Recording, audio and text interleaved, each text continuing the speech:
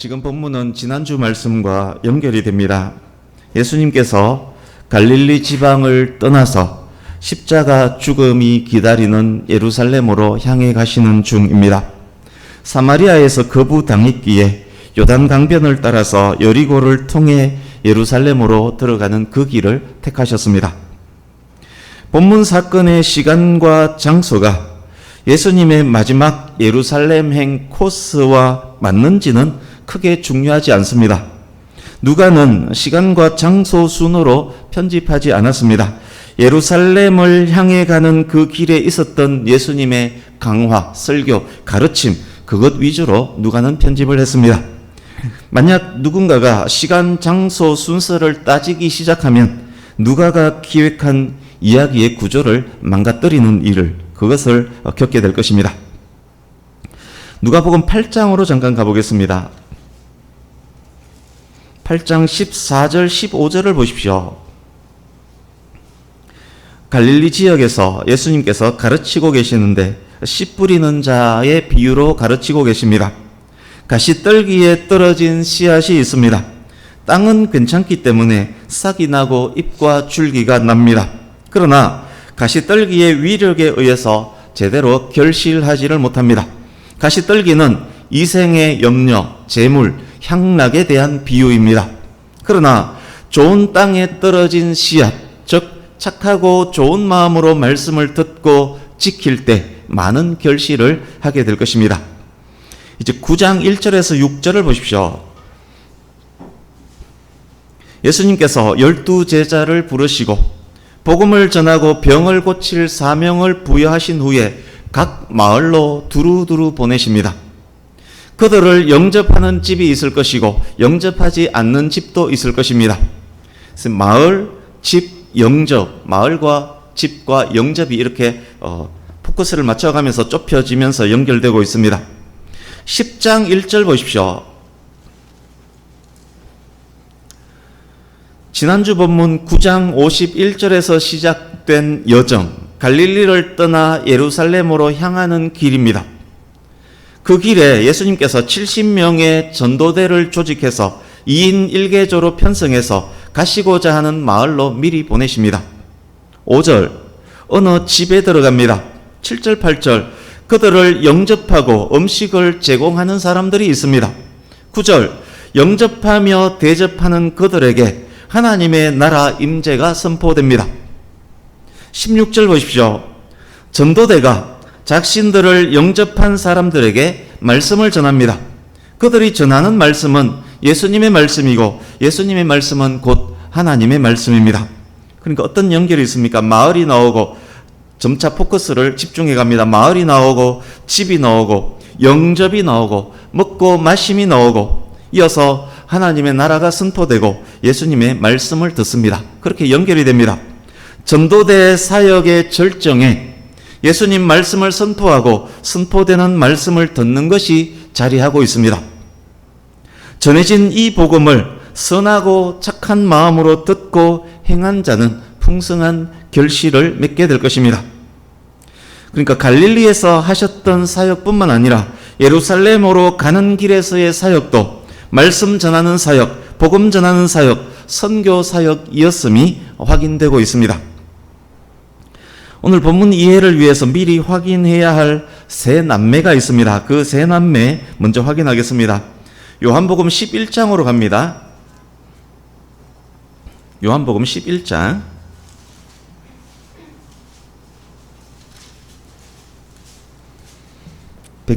신약성경 165페이지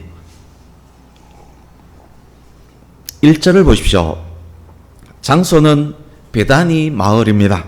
이곳은 예루살렘 동쪽 3km 지점에 있는 마을입니다. 예루살렘과 가깝습니다. 이 마을에 이름이 나사로인 한 병자가 있습니다. 나사로에게는 마르다와 마리아 두 명의 동생이 있습니다. 5절 보십시오. 예수께서 나사로, 마르다, 마리아 세 남매를 사랑하고 계십니다. 요한복음 11장 현재 예수님은 이미 세 남매를 알고 있다는 말씀입니다. 14절, 마르다 마리아의 오빠 나사로가 죽었습니다. 17절, 죽은 지 이미 나흘이나 되었습니다. 나사로가 죽은 지 나흘이 되는 이 시점에 예수님께서 지금 베다니 마을로 오고 계십니다. 20절에서 21절, 예수님 오신다는 소리에 마르다가 속히 나가 맞으면서 이렇게 말합니다.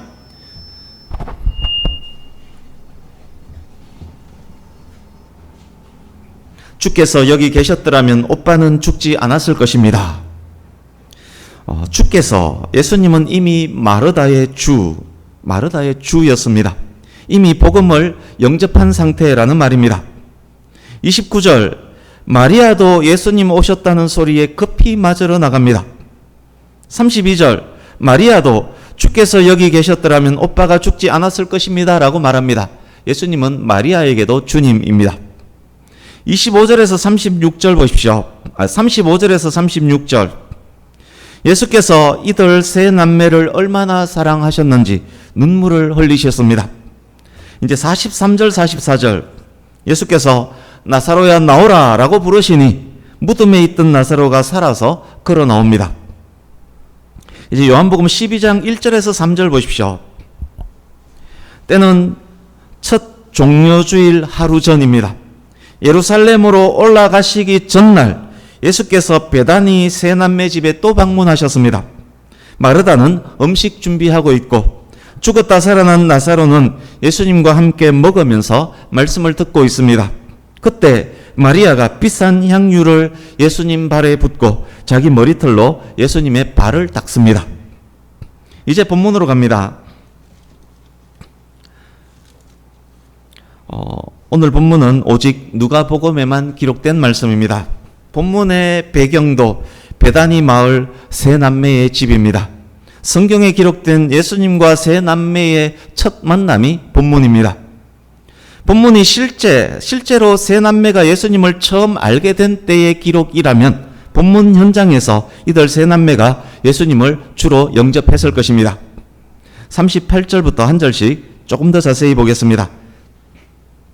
그들이 길 갈 때에, 예수님께서 예루살렘을 향해 가고 있음에 대한 강조입니다. 그 길은 복음 전도의 길임을 이미 확인했습니다. 한 마을에 들어가심에, 이 마을은 베다니입니다. 베다니는 지난주 지도를 기억하실지 모르겠습니다. 베다니는 여리고를 지나 예루살렘 들어가기 직전에 있는 마을입니다. 베다니 가려면 이미 여리고를 통과해야 됩니다.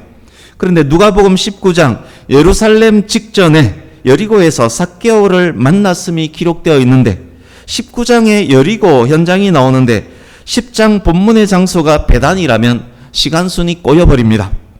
그렇지만 누가에게 그것이 중요하지 않음을 누가는 시간순으로 편집하지 않았고 예수님 강화에 맞춰 편집했음을 시간순으로 따지면 누가복음의 구조를 망가뜨림을 우리는 이미 알고 있습니다. 그래서 우리는 여기서 시간순, 장소순을 따져서는 안 될 것입니다.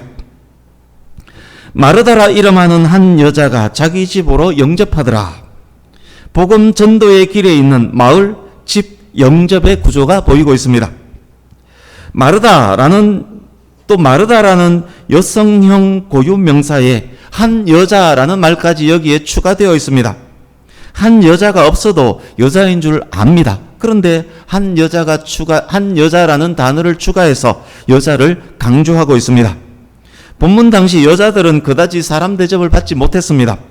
예수님의 관심은 남녀노소 빈부귀천에 있지 않았습니다. 잃어버린 자를 찾아서 구원하는 데 예수님의 관심이 있습니다.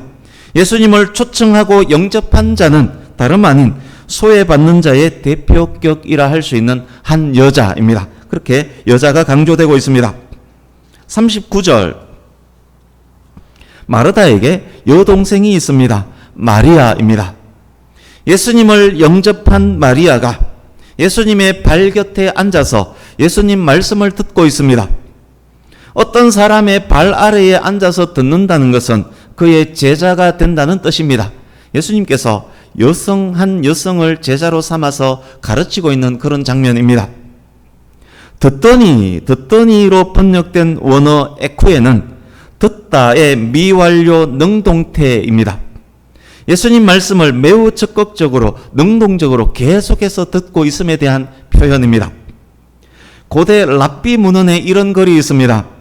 너희 집을 지혜자들의 모임 장소가 되게 하고 그들 발에 먼지 가운데 앉아서 목마름으로 그들의 말을 마시라.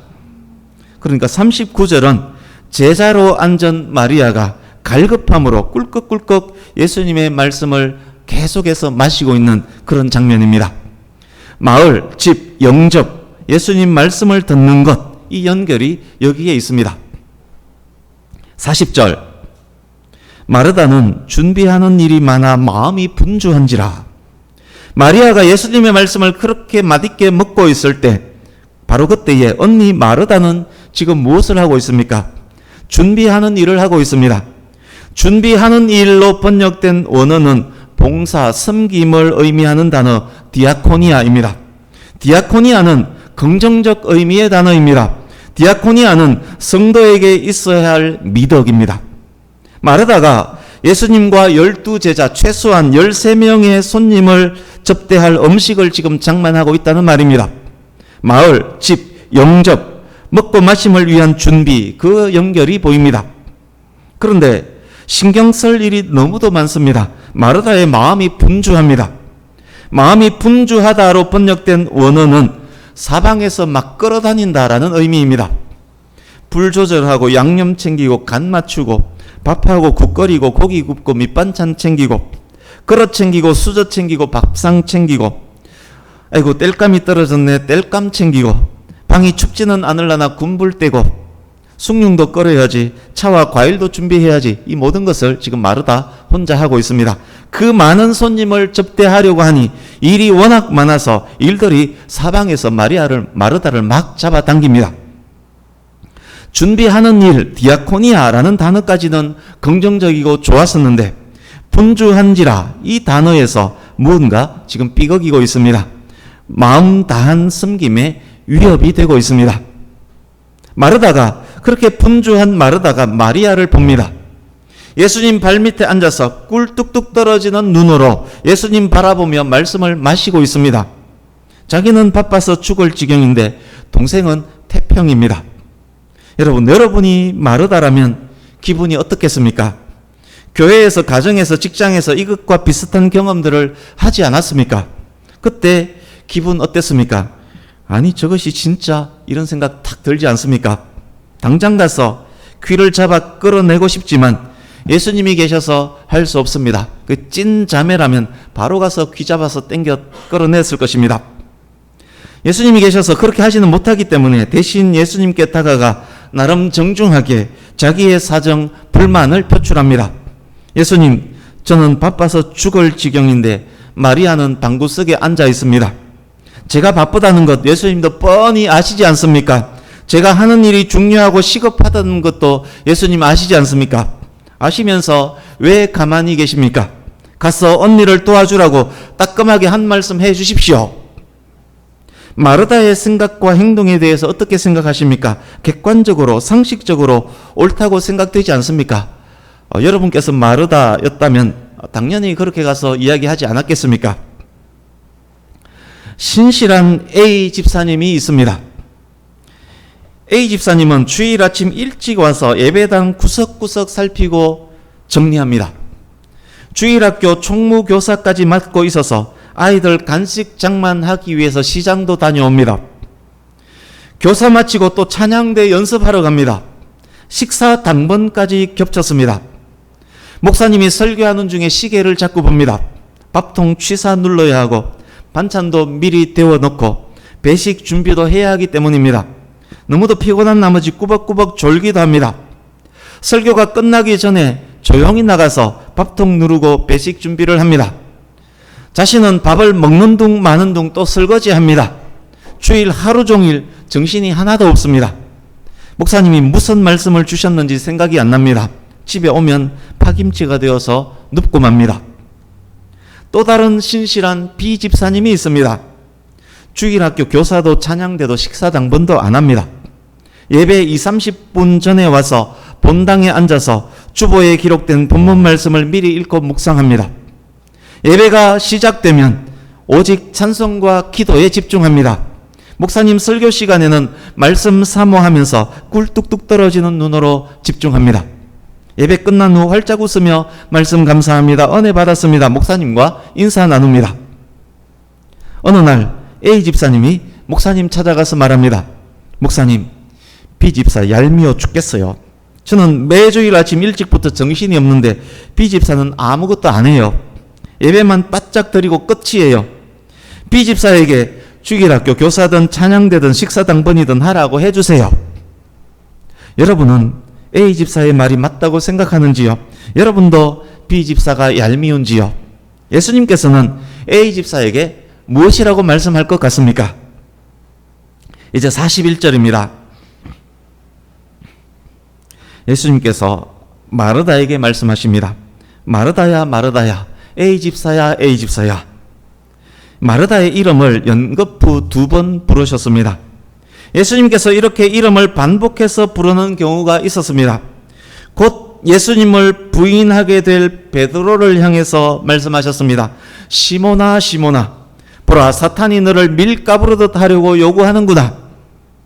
그리스도인을 잡기 위해 다메섹을 향해 가는 사울에게 예수님께서 말씀하셨습니다. 사울아, 사울아, 네가 어찌하여 나를 박해하느냐. 연민과 애정이 잔뜩 담긴 호칭입니다. 마르다야, 마르다야도 마찬가지입니다. A 집사야, A 집사야도 마찬가지입니다. 예수님은 마르다의 그 열심과 정성을 알고 계십니다. 예수님께서 마르다를 사랑하시며 또한 안타까이 여기고 계십니다. 네가 많은 일로 염려하고 근심하나. 마르다는 분주하며 마음을 잡지 못하는 상태입니다. 많은 일로 인해서 염려하고 근심합니다. 42절, 몇 가지만 하든지 혹은 한 가지만이라도 족하니라. 여러분 성경에 여기에도 각주 3이 있습니다. 각주를 보십시오. 최근 본문에는 한 가지만으로도 족하니라로 되어 있음. 무슨 말씀인가 하면 몇 가지만 하든지 혹은 이란 말이 생략된 성경이 많다는 이야기입니다. 공동번역 성경과 대부분 영어 성경은 몇 가지만 하든지 혹은 이를 다 생략하고 실상 필요한 것은 한 가지뿐이다 라고 그렇게 번역을 합니다. 마르다는 마을, 집, 영접, 먹고 마시는 것, 그 연결에 집중을 했습니다.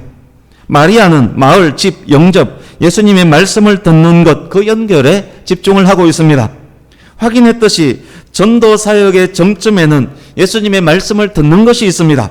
그러기에 다른 모든 것이 생략되더라도 예수님 말씀 듣는 것 한 가지만 있으면 충분히 족합니다.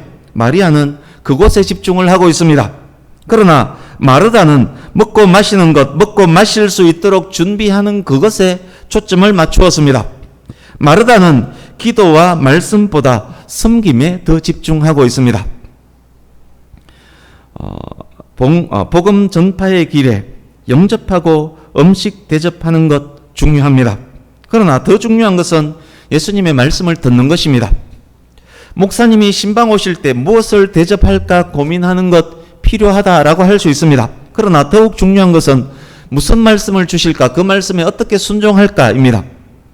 그렇게 분주하게 많이 준비할 필요도 사실 없습니다. 간단하게 물 한 잔, 음료수 한 잔이면 충분합니다. 그러나 마르다의 초점은 봉사와 섬김이었기 때문에 최선을 다해서 많이 준비하고 있습니다.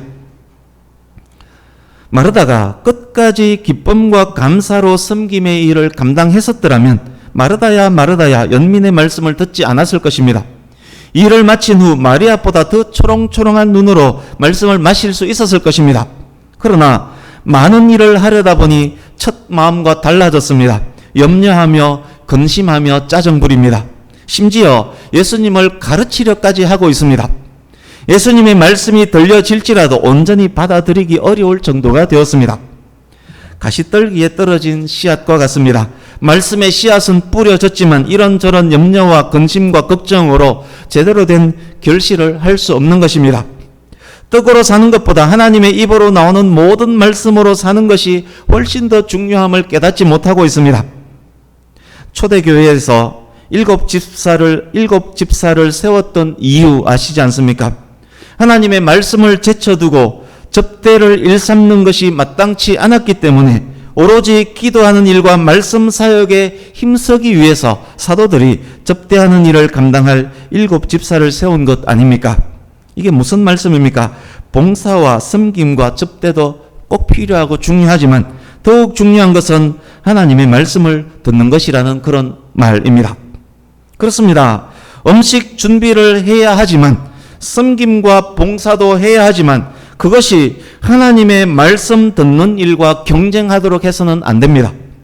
주의 일을 주의 임재보다 우선시해서는 안 됩니다. 복음 전파에 마을, 집, 영접, 접대의 연결도 중요하지만 더욱 중요한 것은 정점에 있는 예수님의 말씀을 듣는 것입니다. 말씀, 예배, 임재를 제쳐두고 교회 청소하고 밥하고 헌신하고 봉사하는 것 바르지 않다는 것입니다. 음식 준비하는 것이 말씀 듣는 것을 방해하도록 해서는 안 된다는 것입니다. 말씀, 예배, 임재 제쳐두고 열심히 섬기고 봉사하며 하나님의 일을 잘 감당했다라면서 나름 안위하는 것 역시 바르지 않다는 말씀입니다. A 집사는 B 집사를 나무라서는 안 되었습니다. 오히려 A 집사는 예배와 말씀에 집중하기 위해서 봉사와 섬김의 일을 줄이는 것이 맞습니다. A 집사에게 그 많은 일을 감당할 충분한 능력과 은사가 있었다면 기쁨과 감사로 감당해야 할 것입니다. 기쁨과 감사로 감당했었다면 예배 시간에도 더욱 집중할 것이고 말씀을 더욱 맛있게 마시게 될 것입니다. 지금 시간이 예수님께서 가고 있는 본문 현재 시간이 십자가를 향해 가시는 절박한 때이기 때문에 더욱 그러합니다. 예수님 다시 오실 때가 가까운 종말의 때를 살기 때문에 우리는 말씀에 집중하는 것 더욱 필요합니다. 이어지는 말씀 보십시오. 예수님께서 마르다에게 계속 말씀합니다. 마리아는 이 좋은 편을 택하였으니 빼앗기지 아니하리라. 예수님께서 마르다의 요청을 듣지 않을 것이라는 의미입니다. 스스로 좋은 것을 택한 마리아의 유익이 외부의 상황에 의해서 박탈당하는 것 예수님께서 허용하지 않는다는 말씀입니다. 말씀에 집중하는 삶이 봉사와 섬김까지 통합하는 삶으로 이끌어가기 때문에 정점에 있는 그 말씀에 집중하는 것 그것이 더 중요하다는 그런 말씀입니다. 마리아는 결코 빼앗기지 않을 좋은 편에 섰습니다. 하나님을 향한 순수한 사랑으로 말씀을 사모하는 삶입니다. 그렇습니다. 예수님의 말씀을 읽고 묵상하며 말씀에 순종하며 사는 것 그것은 봉사하고 섬기는 삶보다 더 고차원의 하나님 사랑입니다. 마르다도 예수님을 사랑하고 마리아도 예수님을 사랑했지만 마리아의 사랑은 더욱 순수한 고차원의 사랑입니다. 마르다의 길은 섬김과 봉사의 길이었지만 마리아의 길은 예수님 발치에 앉아서 말씀을 듣는 예수님 제자의 길입니다. 제자의 길이 섬김과 봉사까지 망라하는 길이기에 제자의 길을 가는 사람은 결국 기쁨과 감사로 봉사와 섬김까지 결국 감당하게 될 것입니다. 그런데 성도님 중에 이런 분도 있지 않습니까? 영접은 분명 했는데 봉사 섬김도 하지 않고 말씀 사모하는 그런 삶도 하지 않는 그런 성도도 물론 있습니다. 오늘은 우리 교회는 그런 분은 없기 때문에 그 차원을 뛰어넘어서 지금 말씀을 드리고 있습니다. 만약 영접은 했지만 봉사 섬김도 하지 않고 말씀 사모도 하지 않는 그런 성도라면 돌밭과 같은 땅에 뿌려진 씨앗과 같을 것입니다. 결실은커녕 뿌리 내리기도 쉽지 않다는 그런 말씀입니다. 이제 서두에서 확인했었던 요한복음 12장으로 한 번 더 가보겠습니다. 요한복음 12장 1절 다시 보십시오. 십자가 죽음을 일주일 정도 앞둔 시점에 예수님께서 세 남매의 집을 또 방문하셨습니다. 2절 섬김과 봉사의 사람 마르다는 오늘도 음식 준비를 하고 있습니다. 그리고 음식을 나르고 설거지도 하고 있습니다. 아마 지금은 기쁨과 감사로 그 일을 감당하고 있는 중일 것입니다. 죽었다 살아난 나사로는 예수님 가까이 앉아서 음식을 먹으면서 말씀을 듣고 있습니다.